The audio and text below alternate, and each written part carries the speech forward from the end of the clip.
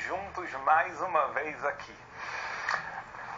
A gente vai tocar hoje num ponto de entender talvez um lado prático depois da gente ter trazido toda essa transmissão da Torá desde o Monte Sinai para Moshe e cada geração. Depois a gente falou do que aconteceu historicamente, da época da Mishnah, época da Gemara, época dos Rishonim, daqueles sábios da Idade Média, e depois os Aharonim. Até o dia de hoje, o que eu quero tentar aqui é tentar fazer a gente entender, baseado nessa transmissão da Torá, o mundo judaico atual, tá? O mundo judaico, quando eu falo mundo judaico na sua parte da sua ligação e no cumprimento da Torá, tá? Essa é a nossa missão hoje. Então a gente vai falar muito sobre as linhas judaicas para ficar muito mais fácil da gente tentar entender porque existem linhas, onde é o lugar de cada uma, até mesmo da gente conseguir entender muito mais o mundo judaico hoje em dia.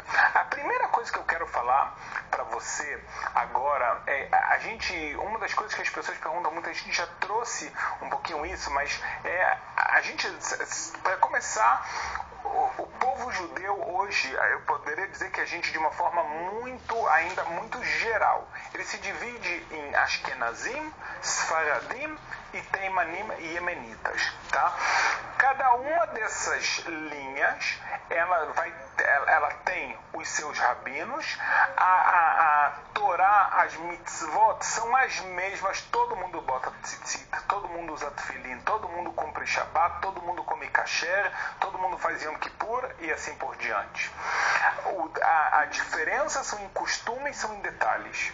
É muito importante, próprios sábios muito grandes falam, as pessoas pensam que são dois povos, é tudo diferente. Não é verdade. A base, as 613 mitzvot, são as 613 mitzvot. Vai ter uma diferença que os Ashkenazim em Pesach não comem arroz e os Faradim comem. No Shabbat, um pode botar para esquentar uma comida assim, o outro só bota comida assada. Mas são detalhes. Todo mundo vai concordar que é proibido cozinhar no Shabbat, tá? Em detalhes, em costumes, ok, isso aqui vão ter diferenças, e essas diferenças são, como a gente falou, cada um vai seguir a linha dos seus rabinos, que elas remontam a já milhares de anos, porque a gente está falando que remontam até a época da Idade Média, até o ano 1000, talvez um pouquinho antes disso, que começou aquela divisão por causa da diáspora, começou a ficar maior, então começaram a ter sábios em alguns países, outros países, e dos iemenitas, foi uma comunidade mais isolada, então, e cada um teve as suas influências dos seus rabinos, até da forma de falar de como pronunciar o hebraico e por aí vai. Então, uma das coisas que você vai perceber na sociedade judaica mundial é que você vai encontrar pessoas que seguem os ritos da reza, os costumes como Ashkenazim, Sfaradim e os Yemenitas, tá? Mas essa é uma primeira divisão, uma divisão um pouquinho mais geral. Muito bem. Agora, o que eu quero falar para você a gente vai utilizar agora uma outra divisão para a gente tentar entender ainda melhor o mundo judaico hoje em dia, tá? Óbvio que o que eu vou falar agora não começa de 2020 ou alguma coisa assim, a gente está falando já de muitas vezes centenas de anos, mas para a gente entender um pouquinho o que é cada linha, a gente não vai poder entrar em demasiados detalhes, mas a gente vai conseguir se entender melhor o judaísmo. Para começar, uma primeira divisão que eu vou fazer é entre o judaísmo ortodoxo e o judaísmo chamado de não ortodoxo, tá? Por que eu estou falando isso? A gente vai ver que existe uma diferença muito grande entre os movimentos ortodoxos, e quando eu falo de ortodoxos, dentro dos ortodoxos vão estar os Ashkenazim, os Faradim e os Yemenitas, mas também vão ter dentro agora do movimento ortodoxo, vão ter algumas subdivisões que a gente já vai falar sobre elas. Só que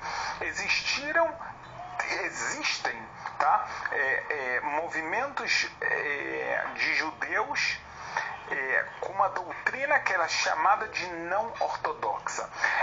Os maiores expoentes, os dois grandes movimentos, tá? Eu não vou falar que não tem mais, mas os dois grandes movimentos que existem aqui é o movimento reformista e o movimento conservador. Muitos países, mesmo no Brasil, se nota comunidades, às vezes até podem ser grandes comunidades, nos Estados Unidos sem dúvida, que possuem grandes comunidades reformistas ou conservadoras, e elas se definem como não ortodoxas. A gente vai tentar já entender isso. O que está acontecendo aqui? Uma coisa que eu quero falar, eu não estou aqui trazendo o que também foi criado há não tanto tempo, que se chama de judaísmo messiânico. O judaísmo messiânico são pessoas que alegam cumprir o judaísmo ao mesmo tempo que eles creem em Jesus como Deus ou como Mashiach e assim por diante.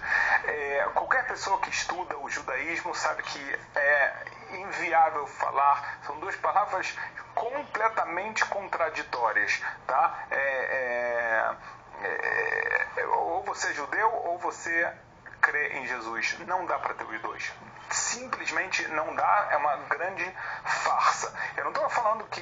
Eu não estou aqui... A pessoa que crê em Jesus, ela crê em Jesus. Ela não pode falar que ela é judia e crê em Jesus porque não entra. No judaísmo isso não entra de forma alguma por muitos motivos. Então eu não vou entrar nisso. Para mim é só importante deixar claro que aqui a gente nem vai chamar de judaísmo isso, tá? Nem vai começar a entrar como uma linha judaica, como eu falei que existem essas linhas que são chamadas liberais, que saíram do judaísmo, a linha reformista, a linha conservadora, tem a reconstrucionista e etc. Não, essa linha de alguma forma não é, e nem nunca foi judaica, tá? A maioria das pessoas também dessas linhas, mas eu estou falando mais de 95%, nem são judeus. Aqui não tem, é importante eu falar isso. A nossa ideia hoje aqui não é criticar ninguém, é sim dar uma visão de uma forma clara, verdadeira, de que é cada uma dessas linhas, tá? Então vamos lá.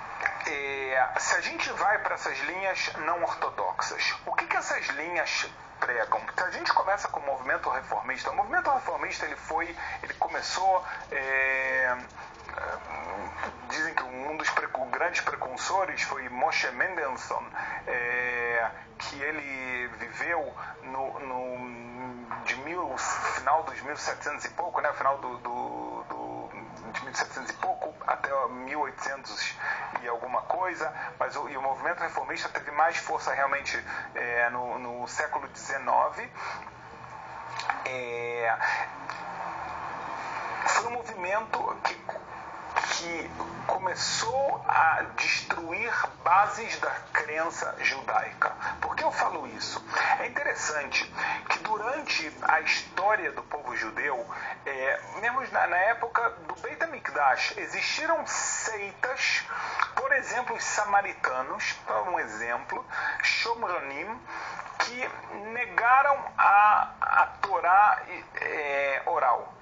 Tá? Que é um problema muito sério, porque você não consegue entender nada da Torá escrita sem a Torá oral. Mas eles falaram, olha só, a Torá escrita a gente acredita que veio de Deus, ela é sagrada, a gente vai cumprir ela. A Torá oral não, a gente não concorda. Então foram seitas, e não existiram os Shomronim, existiram outras muito parecidas, cada uma com um detalhezinho, mas todas elas falavam, houve uma revelação divina no Monte Sinai.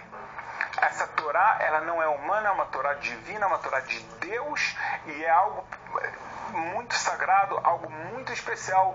Dentro disso, como está escrito nos profetas, o povo de Israel tem essa missão de ser luz para as nações, etc. Então, mesmo esses movimentos que saíram do judaísmo, e by the way, eles desapareceram. Quando eu falo desapareceram, desapareceram completamente, ou o que resta são migalhas históricas, tá? Pode ser que ainda há alguma coisinha até o dia de hoje.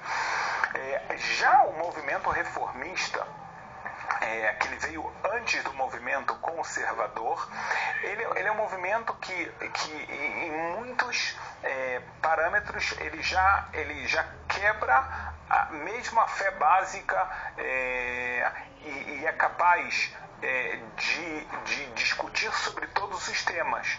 Então, desde o tema da própria existência de Deus, do que é Deus, se existe Deus, por incrível que pareça, existem líderes reformistas. Eu aqui vou utilizar a terminologia líderes de grandes comunidades, que eles falam, olha, ou eu não acredito em Deus, ou acredito em um Deus diferente do Deus da Torá.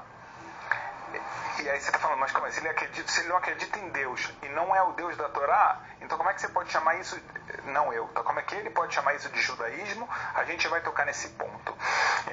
Então o movimento reformista, ele desde o seu princípio, ele tentou, até o nome reforma, tá? Por um lado eles se chamavam também, muitos lugares chamam o judaísmo progressista. Qual a ideia de progresso? Progresso. Eles falam, olha, Deus realmente deu a Torá, pode ser que sim, pode ser que não, mas essa Torá tem que ser adaptada a cada geração. O que aconteceu no Monte Sinai não é algo que obriga ninguém, não é porque Deus falou o que as pessoas têm que fazer, ou ele falou só para aquela época, mas não falou para sempre. Mas tem versículos que está escrito que é para sempre, para todas as gerações, como está na Torá. Não, mas aqui a interpretação não é essa.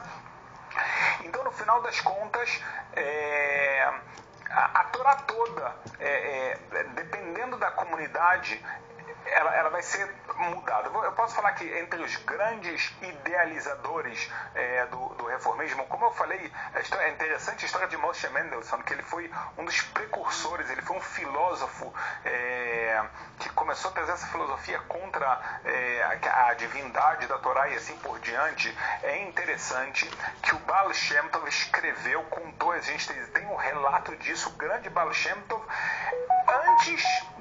quando ele ainda era um bebê, uma criança pequena, ele falou para os alunos na cidade, não consigo lembrar qual cidade, ele falou, na cidade de tal, existe um judeu, se eu não me engano, o pai do Moshe Mendelssohn era Menachem, que ele acredita na Torá, mas ele nega a Kabbalah e a parte mística da Torá, e o filho dele está sendo educado assim, e ele vai causar um grande estrago ao judaísmo. Agora, eu estou trazendo o que o Baal Shem Tov falou, eu falei, a minha ideia não é ficar falando mal, e ele falou, e ele vai acabar tendo muita influência, e muitos judeus vão sair do caminho do judaísmo por causa dele.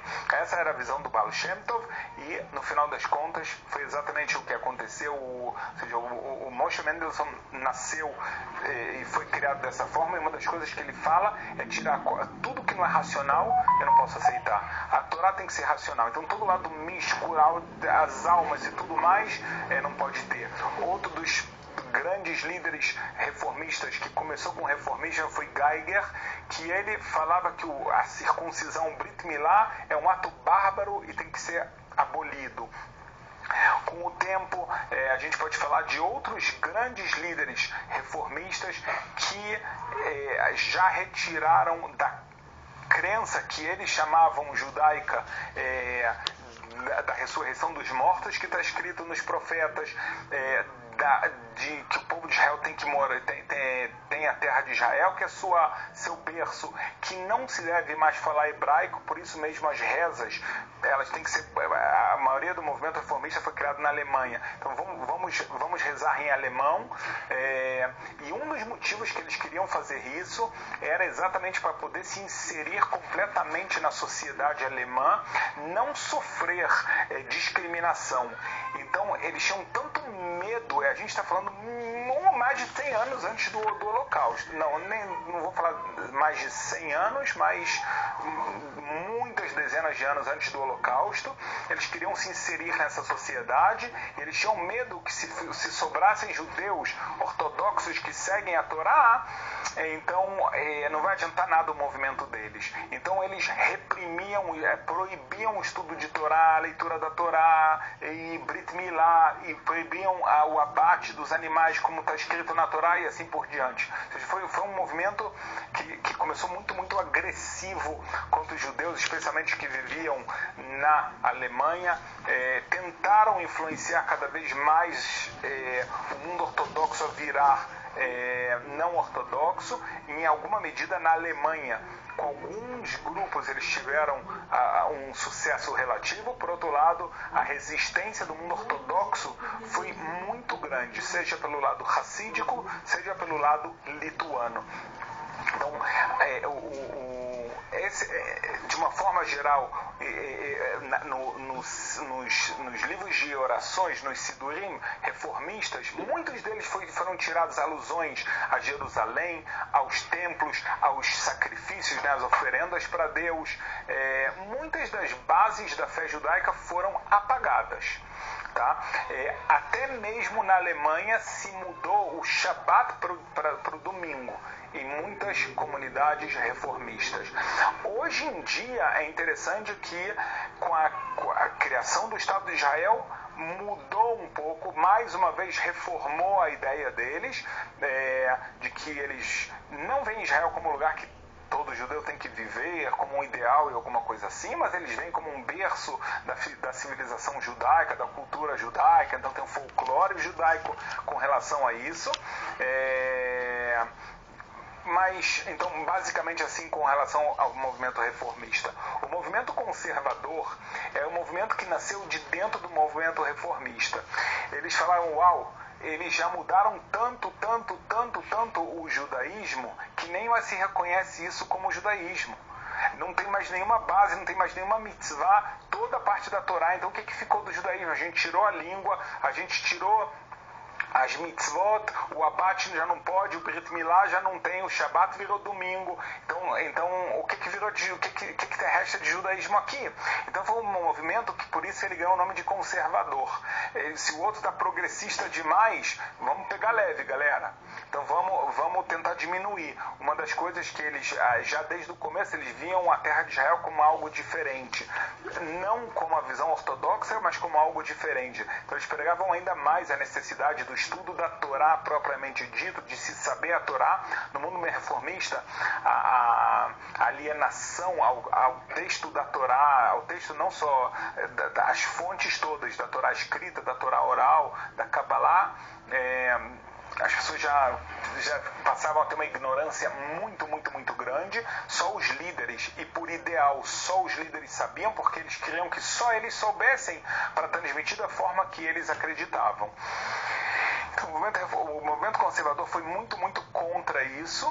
No final das contas, por outro lado, eles não chegam a ser ortodoxos, porque também aqui eles falam, não, mas existe a necessidade da adaptação.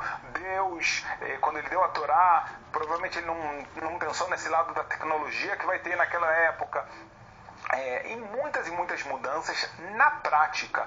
Eu sei que tem muita gente que se incomoda com isso, mas na prática o movimento conservador, ele acaba sendo um movimento, por um lado, que estuda mais, que tenta levar a um estudo de Torá um pouco mais sério. Por outro lado, as mudanças ocorrem igual ao do movimento reformista.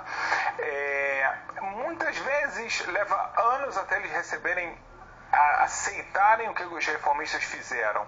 Uma vez uma pessoa aqui em Israel, uma pessoa muito conhecida, ele falou que a diferença entre o movimento conservador e o movimento reformista são 5 anos.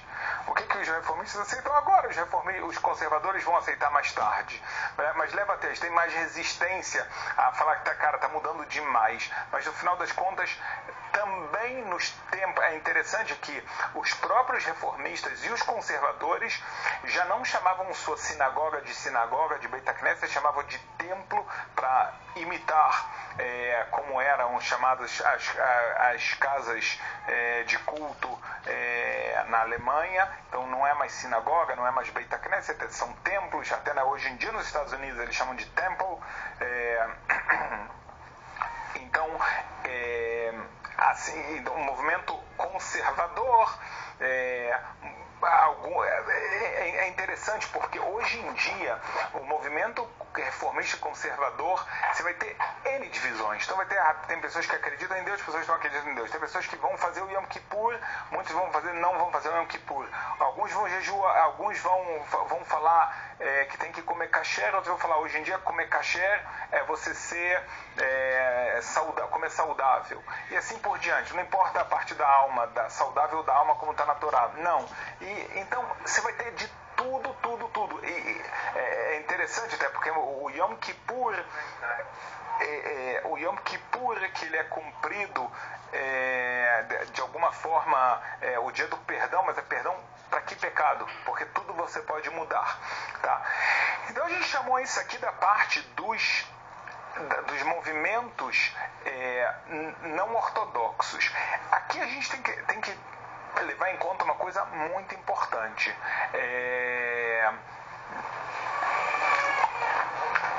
O que eu quero falar?